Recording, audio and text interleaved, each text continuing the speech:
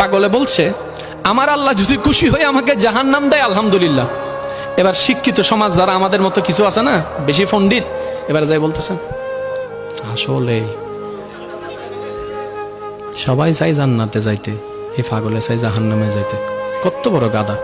পাগলে মুস্কি হেসে বলে যায়, হ্যাঁ ঠিকই বলছেন, আপনাদের মতো সুস্থ আমি হতে চাই না, এই পাগলেই থাকতে চাই। এবার তাদের একটু টনক লটলো, কই কেন? সবাই চাই জান্নাত, তুমি চাচ্ছ জাহান্নাম। বলে যে ভাইয়ারা, আপনারা মনে হয় আমার কথাটা খেয়াল করেন নাই। আমি বলেছি আমার রব যদি খুশি হয়ে, আমার রব যদি খুশি হয়ে আমাকে জাহান্নাম দেয়, আমি সেটাও নিতে রাজি। বলে যে এখনো বুঝলাম না। পাগল বলে জ্ঞান দিয়ে রবের বিষয় বোঝা যায় না, দিল দিয়ে বুঝতে হয়। আরে শুনো, রব যখন খুশি হয়ে যাবে জাহান্নামটা জান্নাত হয়ে যাবে, রব যখন নারাজ হয়ে যাবে জান্নাতটা জাহান্নাম হয়ে যাবে।